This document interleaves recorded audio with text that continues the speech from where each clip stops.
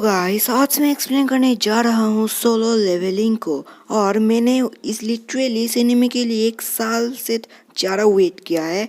और कल यानी 6 जनवरी को फाइनली इस एनिमे का एपिसोड नंबर 1 रिलीज हो चुका था। और इस एनिमे का एपिसोड नंबर 1 देख के भाई मैं मौसम तो ऐसा लग रहा है दिल गार्डन गार्डन हो रहा है। बहुत मजा आ रहा है यहाँ पे। और मैं एक्सप्लेन करने चला आया। सो आई होप आप लोगों को भी मजा आने वाला है और आप लोग वीडियो को एंड तक देखेगा। सो चलो एपिसोड को शुरू करते हैं। मैं आपको पहले इस एनिमे का कॉन्सेप्ट समझा देता हूँ। 10 साल पहले अर्थ पे किसी मिस्टीरियस टाइप का जो है एक पोर्टल खुल जाता है जहाँ पे अजीबो गरीब मॉन्स्टर्स रहते हैं और इन मॉन्स्टर पर गोलियों का कोई भी असर नहीं होता। और दूसरी तरफ कुछ आम इंसानों को किसी तरह का मैजिक या फिर सुपर पावर ही कह लो मिल रहा होता है और इन्हीं को कहा जाता है हंटर्स। और हंटर्स भी डिफरेंट लेवल के होते हैं, जैसे कि सबसे पावरफुल होते हैं एस रैंक वाले और सबसे नीचे होते हैं ई रैंक वाले। और ई रैंक पे हमारा मेन कैरेक्टर भी शामिल होता है जिसका नाम होता है वू और निक नेम होता है सांग। फिर हमको कुछ कैरेक्टर को इंट्रोड्यूस किया जाता है और इन तीनों का नाम होता है ब्यूंगहू, योनहू और यून सियोक। और इनमें से एक जो है मेडिकल का काम करता है और ये तीनों जो है एस रैंक वाले हैं। और एक इम्पोर्टेंट कैरेक्टर को इंट्रोड्यूस किया जाता है जिसका नाम होता है चोई और ये भी एस रैंक का ही है। और दूसरी तरफ भी हमको इंट्रोड्यूस किया जाता है जो ही और जिन वू, जिसमें से जिन वू मेन कैरेक्टर होता है और जो ही उसका दोस्त, वो भी मेडिकल का ही काम करती है। और सभी ई रैंक वालों का लीडर सॉन्ग च्यूल होता है। लिटरली इस एनिमे का जो लोगों का नाम है वो थोड़ा सा प्रोनाउंस करने में हार्ड है। और वहाँ पे मौजूद सभी ई रैंक वाले और उसका लीडर एक पोर्टल के अंदर जाने को रेडी होते हैं क्योंकि उन लोगों का मिशन होता है वो।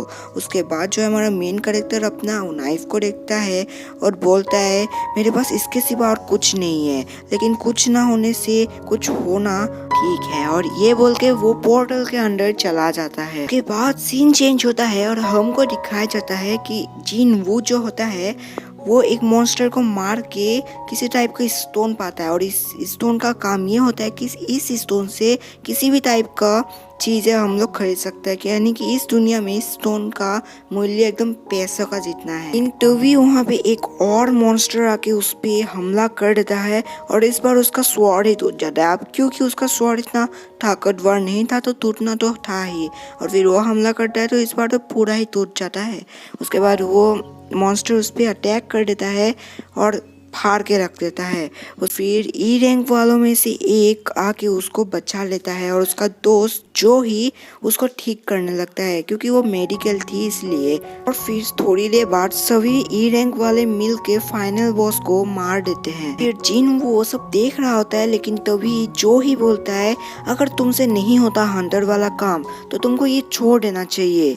इसको सुनकर जिनू जो ही से माफी मांगता है, लेकिन जो ही बोलती है कि मैं तुमसे माफी मांगवाना नहीं चाहती, मैं तो बस तुम्हारा फिक्र करती हूँ। और फिर जिनू मन में सोचने लगता है उस स्टोन को देखते देखते कि इतना मेहनत के बाद मैं सिर्फ एक स्टोन कलेक्ट कर पाया और इस स्टोन को ही कलेक्ट करने के लिए मेरी जान तक चली गई थी।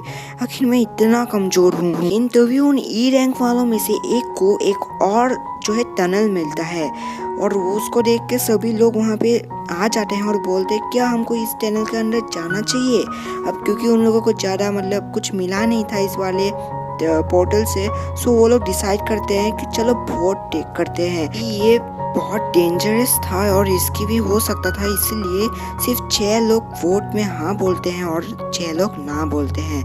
और बाकी का सारा डिसीजन जो है जिनवू के ऊपर था क्योंकि वो लास्ट में बाकी था। अगर वो हाँ तो सब लोग उसके पीछे जाएंगे और अगर ना बोलते हैं तो कोई भी नहीं जाएगा। फिर वो सोचता है कि एक डी रैंक डंजन मेरे लिए बहुत ज़्यादा डेंजरस हो सकता है, लेकिन मेरा बाप दूध लेने के लिए गया था और लौटा नहीं, इसलिए मुझे सारा परिवार को अकेले ही संभालना है। ऊपर से उसकी मम्मी जो है वो हॉस्पिटल में पड़ी है और उसके बहन को भी उसको पढ़ाना है कॉलेज में, इसलिए वो उसको पैसे की ज़रूरत होता है तो वो मान जाता है। और काफ़ी सोचने के बाद वो फाइनली डिसाइड करता है हाँ बोलने के लिए और वो हाँ बोल देता है। फिर सीन चेंज होता है और हमको दिखाया जाता है सिटी का सीन जहाँ पे 2 नल्ले लड़के एक लड़की का पार्स छीन रहे होते हैं, लेकिन तो भी एक गजब सी लड़की गजब एंट्री मार के उस पार्ट्स को बचा लेती है। और इस लड़की का नाम चाई होई होती है।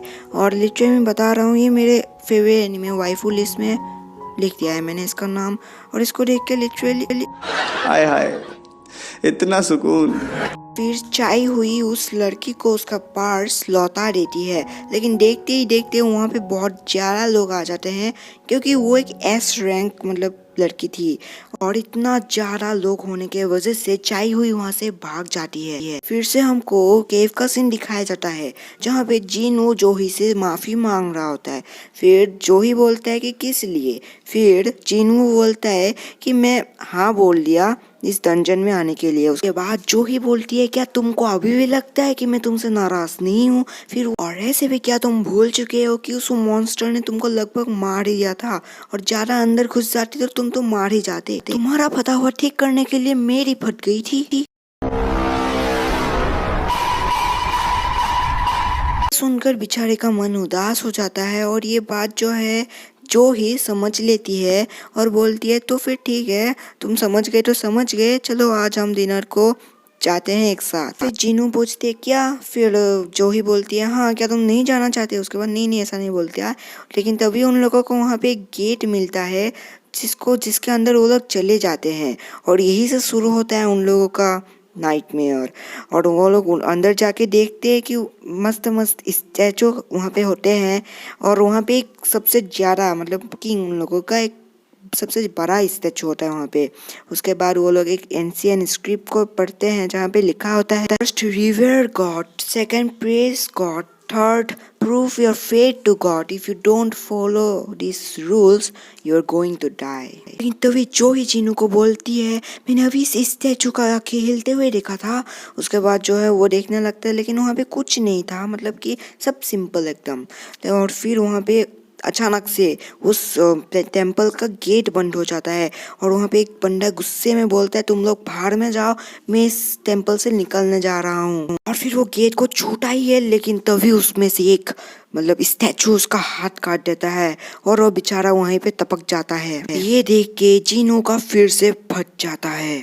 फिर वो मन में सोचने लगता है क्या वो तो एक डी रैंक का बंदा था और ऐसे ही मर गया, और हम तो ई रैंक का है, हमारा क्या होगा। फिर वो बोलता है आखिर अगर ये सब स्टैचू हिल रहा है इसका मतलब। फिर वो पीछे घूम के देखता है तो वो देखता है कि उस स्टैचू का भी आँख हिलने लगता है, मतलब कि सबसे बड़े वाले का। फिर अचानक से उसको एक फ्लैशबैक आता है, जहाँ पे वो पहली बार इस हंटर के काम पे लगा था, तो उसका भी पहले जैसा ही हाल हुआ था कि वो मरते मरते बचा था।